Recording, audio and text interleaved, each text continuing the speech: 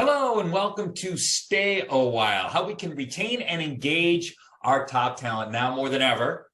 We use that expression a lot, but now more than ever, it is remarkably important to make sure that we are both engaging and, of course, retaining our highest possible performance. And that's what today's program is all about.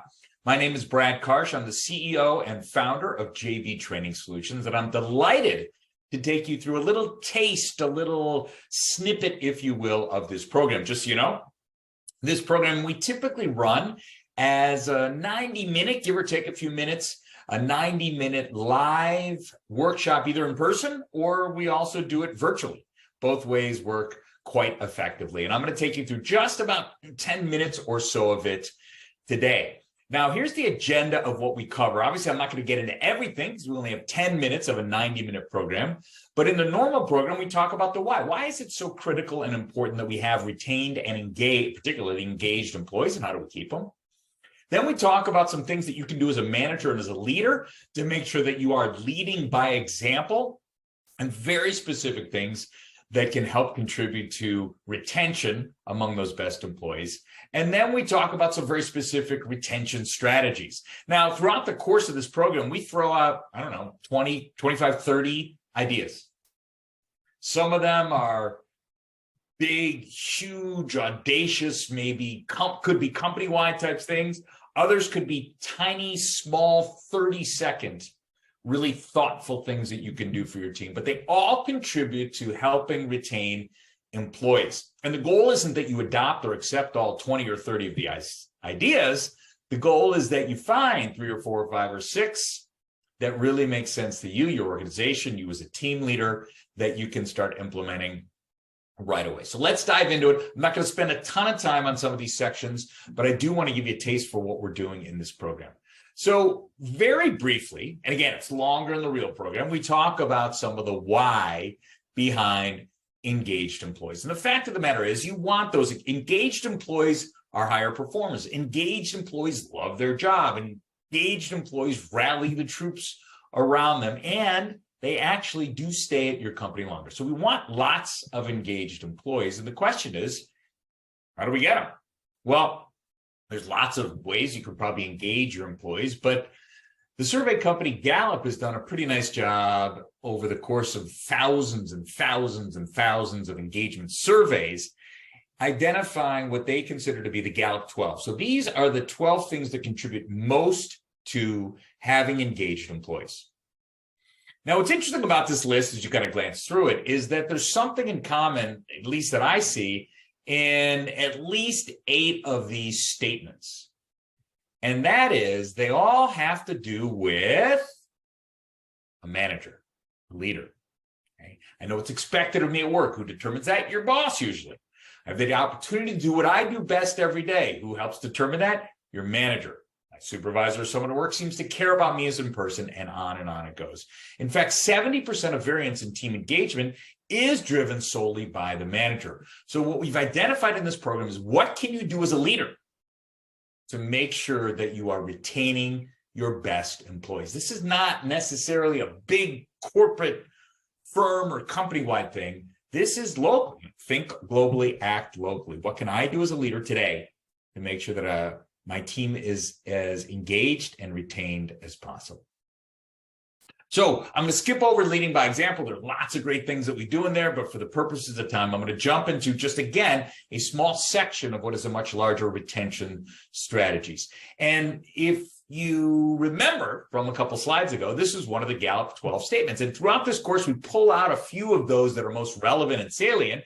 And then we talk very specifically about what you can do. This program is focused on real, specific, tangible, meaningful things you can do right away. It's not a lot of theory. It's much more practice. And we throw out a lot of ideas. We share a bunch of these too.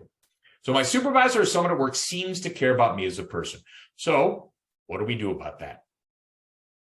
One of the things that we can do is make sure that as a leader and as a manager that we really care about the people that we work with. I know it sounds obvious, but we all want to feel like people notice us. We all want to feel like people care about us.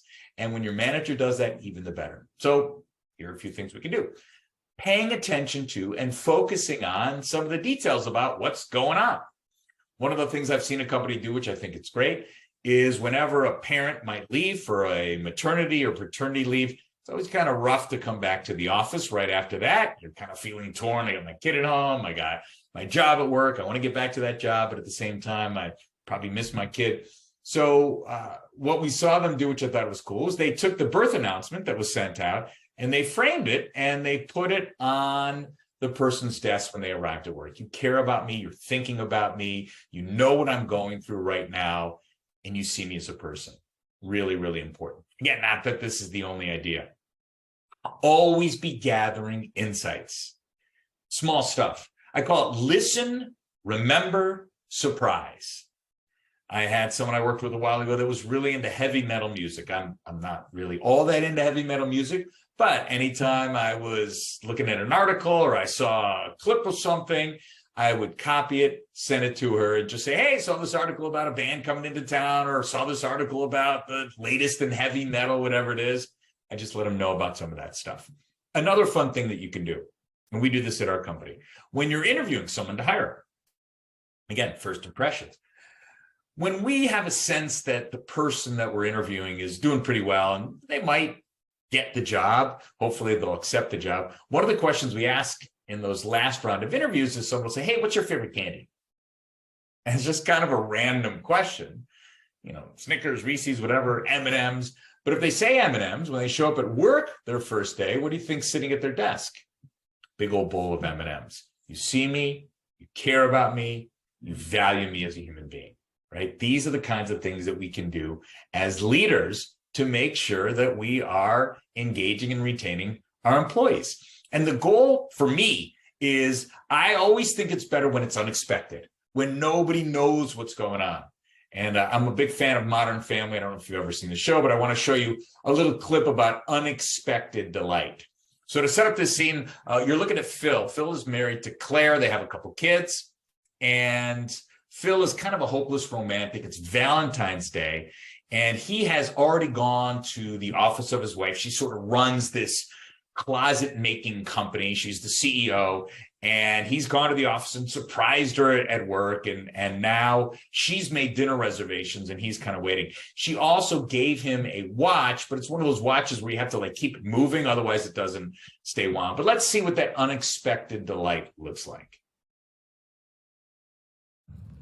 Hi, honey. I'm sorry I'm late. We had a whole incident at the warehouse. A paint mixer blew up. Luckily, I had these overalls in my office. Oh, you're mad, aren't you? Mad? I mean, was this the best Valentine's Day we've ever had? No. Was it the worst? Yes. I gave you a great gift. I tried to surprise you at the office. You repaid the effort by making a reservation at a truck stop and dressing up like Tom Sawyer. But hey, maybe this happens to everyone, Claire. Romance fizzles. Magic dies. At least we can mark the exact time it happened to us, thanks to my new watch, which only a switchboard operator from the 1950s could keep wound. You mean this watch? The Houdini handcuffs. I've been taking magic lessons as a Valentine's surprise. Wait a minute, the supposed hinge salesman at your office. The Great Majesto. Of course, I didn't recognize him without his floor-length robe covered in question marks. And we also really do have a reservation at that really nice place down the street, so we should probably get your check. Excuse me, can we get the check? But are you really dressed? So wonderful. Come on, honey, we should get going. Wait, do you have the key? No, but you do.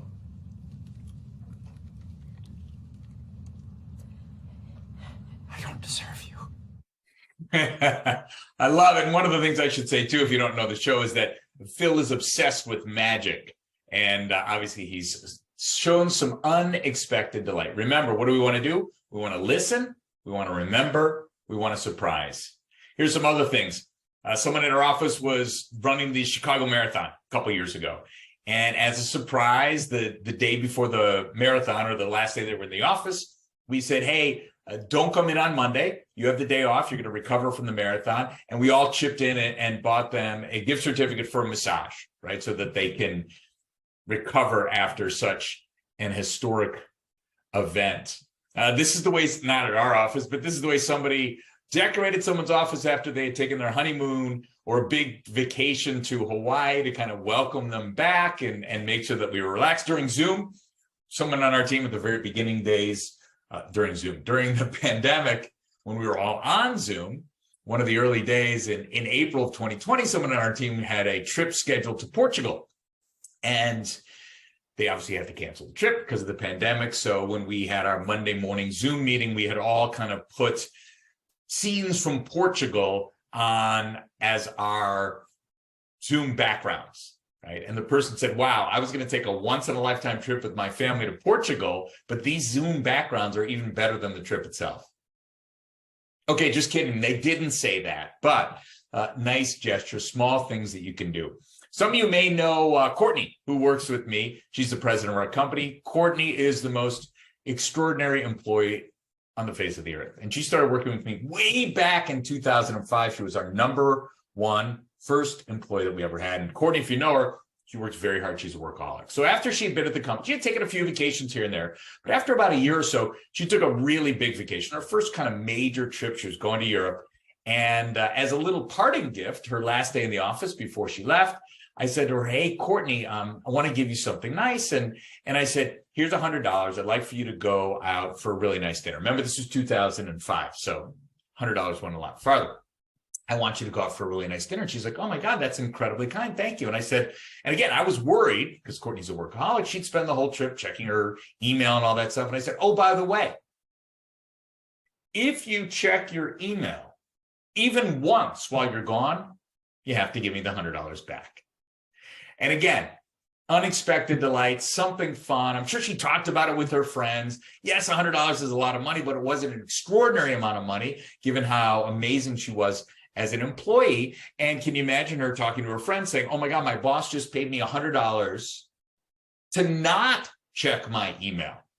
What a fun, cool thing. We want to listen. We want to remember. We want to surprise, right? No emails.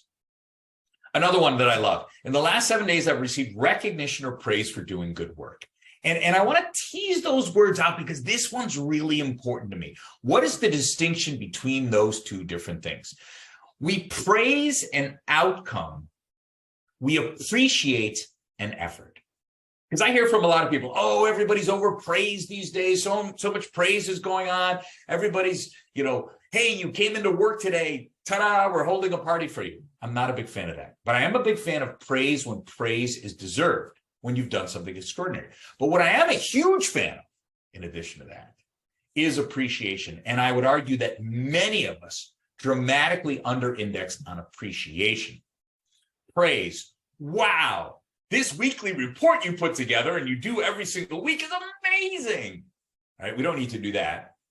But hey, thanks for putting together that weekly report. I know it's not a lot of fun, and I appreciate you putting the time to make it completed every week.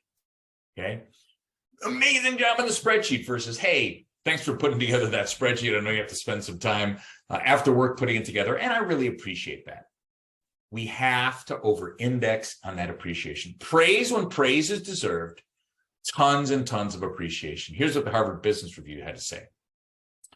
They said 53% of people said feeling more appreciation from their boss would help them stay longer at their company. Want a retention strategy? Right? More than half the people said that. But here's the interesting part about it. I haven't given you the full quote. Even though 68% said their boss already shows them enough appreciation, the lesson, more is better.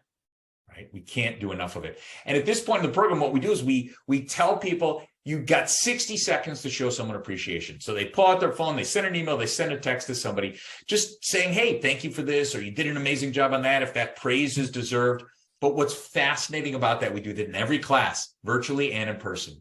Usually by the end of the class, at least 20% of the people said, oh my gosh, I've already gotten a reply from that person I texted, and they said they were in tears, or they said it was made their day, or they said it was the best thing that they've heard in a long time. Small things do matter. So what did we talk about today? We talked about how we can get our employees to stay a while, how we can use tools to retain them and engage them to make them more successful. If you'd like to learn more My information and the company's information is on the screen. I hope you enjoyed this little mini snapshot of what is a really engaging, fun, powerful, and actionable 90-minute program. Thank you.